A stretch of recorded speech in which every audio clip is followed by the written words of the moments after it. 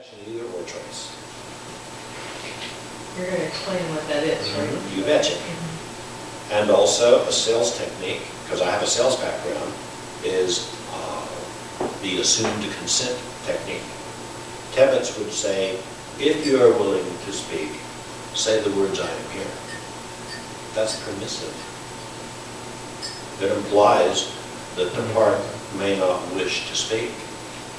No wonder Charlie only had a 75% response ratio of parts therapy. I changed that to when you're willing to speak. And then by adding the double bind is the either or choice. Either say the words I am here or move the yes finger. And my response ratio is about 19 out of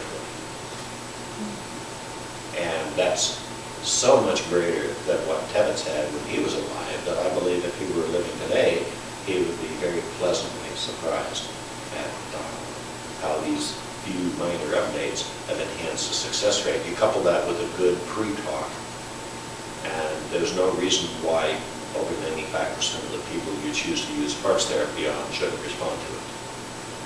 Nonetheless, not everyone will respond to parts therapy for one reason or another.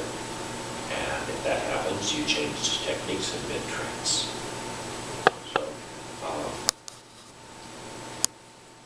the double bind, let me give you an example of use in the business world. Years ago, there was a bank that was stuck with a whole lot of Susan B. Anthony coins, and they wanted to get rid of them because the Federal Reserve decided they weren't going to take them anymore. So they wanted to recirculate several thousand of these coins. So they asked all the tellers to please offer every customer the Susan B. Anthony coin in their change.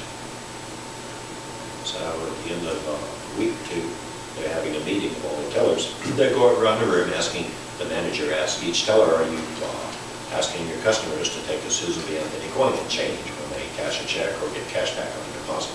Yes, all the way around.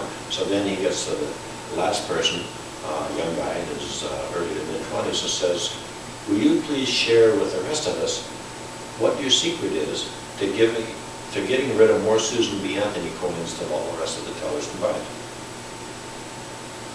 He said, sure.